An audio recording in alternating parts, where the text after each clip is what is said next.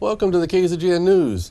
Today we're bringing news from China Lake about joint training, the latest law Governor Brown has signed, about gas prices, and much more. From the Rademacher Hills to Bee Mountain and the mighty Sierras, Ridgecrest to Inyokern and China Lake, this is your news for the Indian Wells Valley with the KZGN News crew. Thanks for joining us for the news. I'm Tom Wicknick.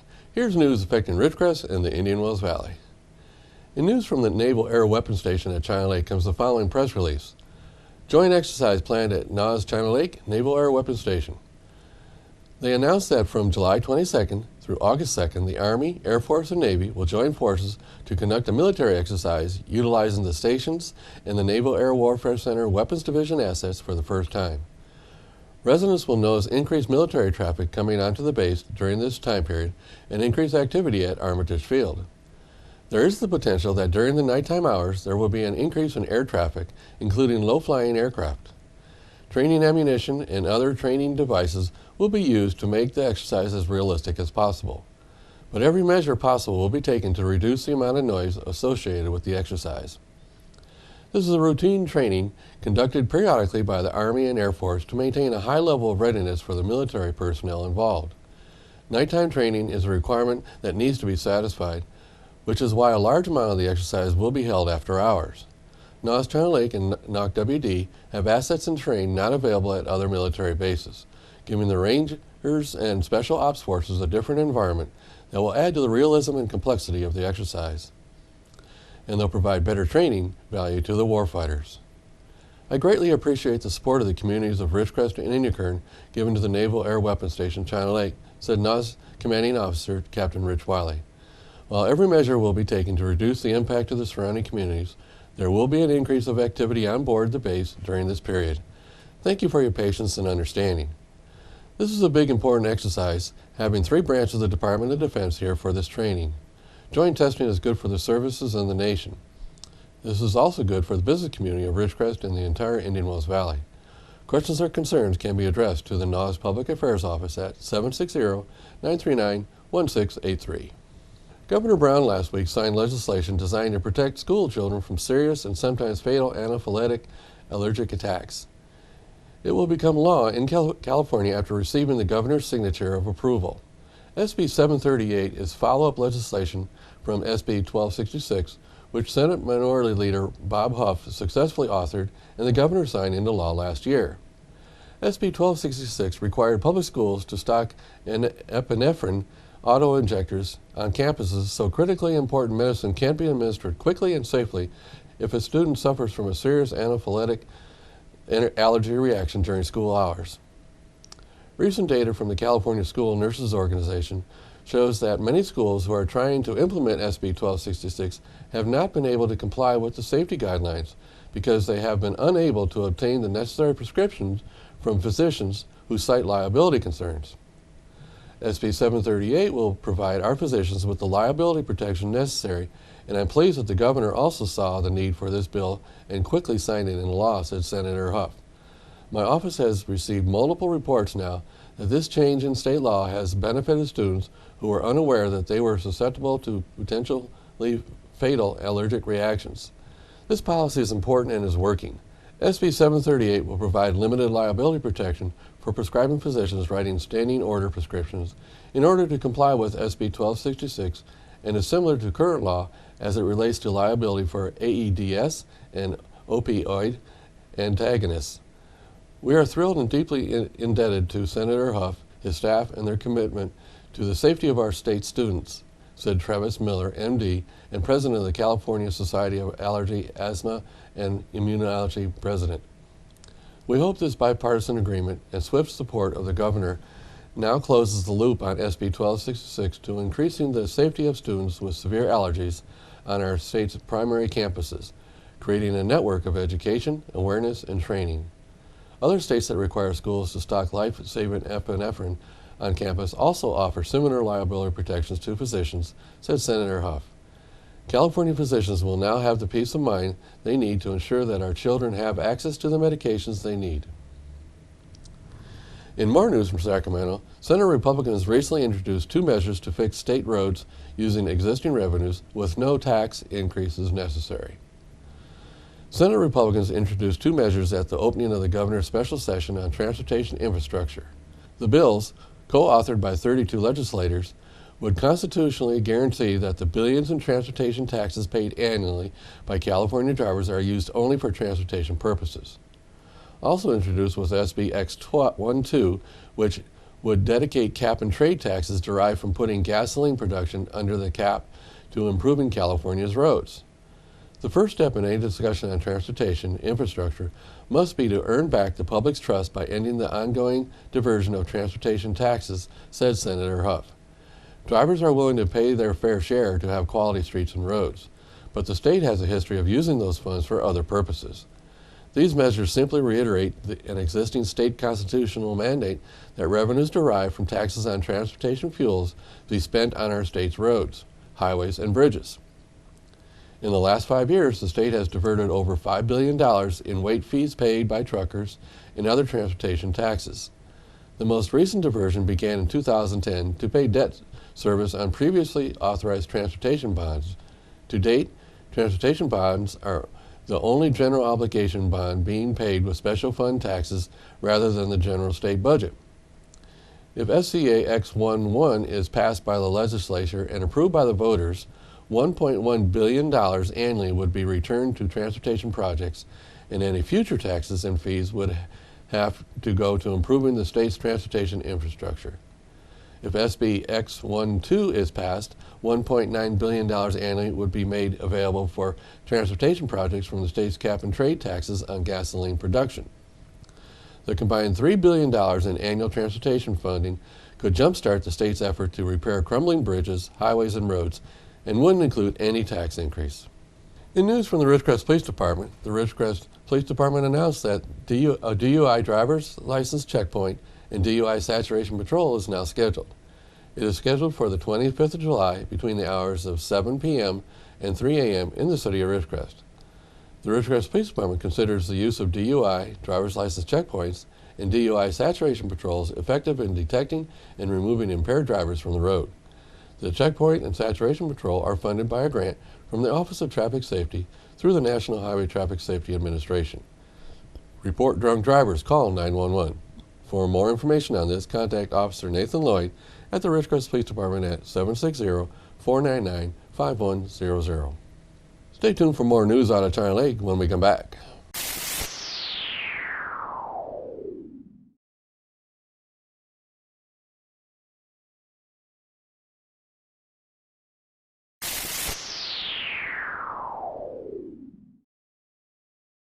Welcome back. In more news from China Lake, they report that the Chief of Naval Research visit and sees quadricopters in action story submitted by Stacy Bailey from the Naval Air Warfare Center, Weapons Division, Public Affairs Office, with a U.S. Navy photo submitted by Mark P. McCoy.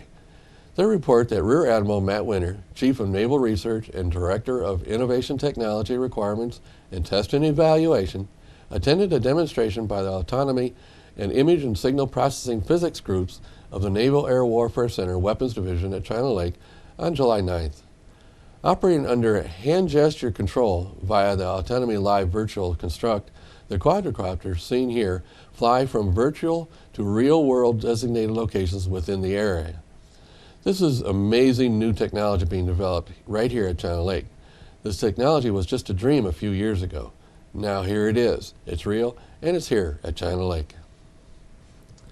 In Chamber of Commerce news, don't forget that this Saturday night is their annual casino night. This year they are calling it a night of disco. This is a major fundraiser to help keep the Chamber going. This year, casino night will be at the Spring Hill Suites by Marriott. The entire hotel is slated to be turned into a disco extravaganza mixed with Las Vegas-style fun gaming. Attendees will enjoy Texas Hold'em, craps, roulette, blackjack, and more, while socializing with community leaders and business owners. They expect anywhere from 100 to 150 people. They have different ways to participate. They have silver, gold, and presenting sponsor packages, and regular ticket packages as follows. Gold is just $50 per person, platinum package is $100 per person, and VIP admission is $150. For information and tickets, call the Chamber at 760-375-8331 or email them at chamber@ridgecrestchamber.com. Don't forget, Casino Night is this Saturday evening at Spring Hill Suites Hotel. Now in news from the Code Enforcement Officer at the Ridgecrest Police Department, I had a chance to get an update from Fred Booth, Code Enforcement Officer. He said the code enforcement effort continues and that he is still busy full-time. He said that a majority of offenders correct the problem with little enforcement action. Most of the time he just stops by and lets the people know what their violation is. Oftentimes they don't even know they're in violation of the city municipal code. They usually voluntarily correct the problem with no other action required. But then there are still some violators that do not correct the violation.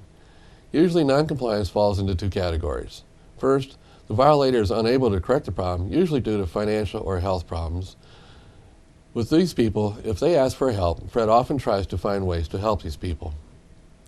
The second area is the type of violator is one that just refuses to correct the problem. With these people, they are usually given a set time to correct the problem. If not corrected, then he takes it to the next step and issues a citation. Then if after a citation they still refuse, then he goes through the full abatement process. This process eventually results in taking the case to the Ridgecrest Planning Commission for a ruling to abate the violation. If the Planning Commission votes to abate the problem, then he sets the process up for the city to pay for the abatement and then bill the property owner for the costs. During my interview with him, he said he has a couple more cases that will be going to the Planning Commission, probably at their next meeting. These abatements have to do with people not maintaining their sidewalks on their properties. Many people don't know that maintenance of the sidewalks in front of their homes is their responsibility, not the city's. Sidewalks must be maintained in a safe manner. Think of it like this. The sidewalk must be in such a condition that a very weak person can travel on their sidewalk in a wheelchair without obstruction. So keep an eye on your sidewalks. Keep a person in a wheelchair in mind. If your sidewalk develops uneven surfaces or is blocked by maybe vegetation where a person in a wheelchair cannot safely traverse the sidewalk, then you need to fix it. If you don't, the city will, and then bill you for the repair. And I guarantee it's always cheaper for you to get it fixed than the bill would be from the city for the repair. Now in KZGN's continuous effort to provide news and information you've asked for, here are today's local gas prices. Well, prices still are all over the place. As of this morning, Ridgecrest is ranging from $3.59 to $4.59. Lancaster from $3.99 to $4.39. The LA Valley area from $3.99 to $4.23. And the Bishop area was $3.88 to $4.49. We have 4 stations at the $3.59 figure. Next lowest price is $3.63 at one station. It's more than obvious now. Stay home and shop here. The higher gas prices out of town are 40 cents more per gallon in Lancaster. Tune in with us Mondays, Wednesdays, and Fridays for updates. We at KZGN always suggest you shop locally to support our local economy. Remember, when you pay any sales tax out of town, you are helping those cities pave their streets instead of here. Stay with us for weather and sports when we come back.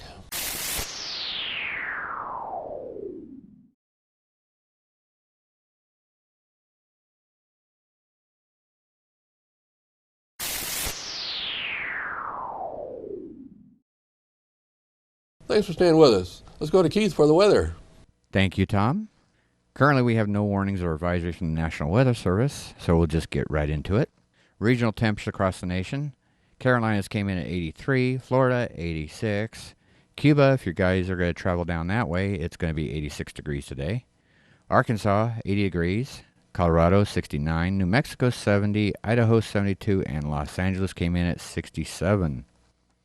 For our local forecast for the IWV, tonight will be mostly clear with a low around 72, south-southwest wind 10 to 15 miles per hour, with gusts as high as 25. Thursday will be sunny with a high near 96, south-southwest wind 5 to 10 miles per hour, with gusts as high as 15. Thursday night mostly clear with a low around 70, west-southwest wind 10 to 15 miles per hour, with gusts as high as 20. Friday will be sunny with a high near 99, south wind 5 to 10 miles per hour. Friday night, clear with a low around 70, west wind 10 miles per hour, gusts as high as 15. Saturday night, clear with a low around 70, west-southwest wind 5 to 10 miles per hour. Sunday, sunny and hot with a high near 100, west wind 5 miles per hour. And that is a look at your forecast for the IWV. Now back to Tom and the rest of your KZGN news. Thanks, Keith. Now let's go to Tom Heck with sports. And a very pleasant Wednesday afternoon to everybody. And let's talk first about the Dodgers. They now have lost 2 straight down in Georgia. The Braves beat them again. Atlanta 4, the Dodgers 3. The Dodgers could only muster 6 hits. They had 2 errors, one of those costly. However, the Dodgers still 11 games over 500. They only have now about a 3-game lead on the Giants. The Giants beat the Padres last night down in San Diego. Houston beats Baltimore 8-3. They're now 9 games over 500, but still 2.5 games back of the Angels, who are doing very well right now. And then Pittsburgh and Kansas City, 2 of the top teams in all of baseball. Kansas City 3, Pittsburgh 1 in Kansas City. Kansas City 20 games over 500. They have not been at that mark since 1989. That's how long it has been. Seattle beats Detroit 11-9 in the Motor City. All right, the Yankees beat Baltimore. The Yankees now have a 5-game lead over the Orioles, Rays, and the Jays. 3 teams all trailing the Yankees. New York is 10 games over 500 for the first time this year. Tampa Bay wins again. They beat Philadelphia. They've been up and down like a roller coaster. They shut the Phillies out. The Tampa Bay Rays are now 48 up and 48 down. They are 4 games back of the leaders in that division. The Mets beat Washington. The Mets now pick up some more ground. In fact, the Mets, basically, they made statements that they have to beat Washington if they're going to compete for the National League East Championship, and they have. They've done that. So right now the Mets 2.5 games behind the Nationals. Milwaukee wins again. Milwaukee just kind of quietly winning games. Interim manager Greg Counsell done a great job. He played in Milwaukee, also played for Arizona. And the team now only 10 games under 500. They were out in LA not too long ago and lost 2 very close games. They were leading the whole way. And they're trying to make a little move in the wild card race. They're in that Central Division. St. Louis way on top of that one. Speaking of St. Louis, they win again. They're now 25 games over 500. Who would have thought that without Adam Wainwright, their ace pitcher on the mound? All right, also, as mentioned, San Francisco catching up on the Dodgers now. They're only 3 back, but the Giants, who are getting Hunter Pence back, and that's going to help them offensively, the Giants have just been inconsistent. They'll win 5 or 6 in a row, then they'll go lose 3 or 4 in a row. And basically, baseball is a marathon to the finish line. All right, a couple notes. The trading deadline nearing makes it a lot of fun. Everybody's rumors, guessing, and if you go online and look at ESPN or CBS Sports, they all have their ideas of who's going to get traded. John Axford, his name's out there, the fine pitcher for Colorado, 2.3 ERA, 16 saves. And that says something if you're pitching in Colorado, because the Rockies aren't very good and the baseball flies up there. Arlandis Chapman, who pitches for the Reds, great velocity. He's a flamethrower, over 100 miles an hour easily at times. Has an ERA of 2, on pace for 100 strikeouts. I don't think the Reds can afford him. His final year coming up this year. He's a free agent. He'll go into arbitration, so I think they're going to try to trade him. And the Dodgers are looking to possibly get rid of Yasiel Puig. Who would have thought that? They need another pitcher. Cole Hamels, rumored as a possible trade with the Phillies. I think that would be a great deal for Philadelphia. I mean, Puig's got a lot of game ahead of him. The problem in LA, they've got a lot of outfielders, a lot of good outfielders, including Puig, who was hurt a lot of the first part of the season.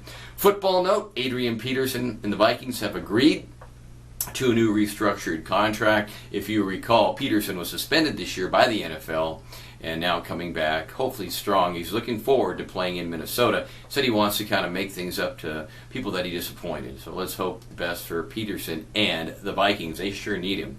That's your sports for this Wednesday. I'm Tom Heck for KZGN. So that's some news for today. All of us at KZGN-TV know you have a choice in what you watch for your news. We all thank you for choosing KZGN-TV, Ridgecrest's only locally owned community TV station. Now stay with us for Ridgecrest Talk, coming up next.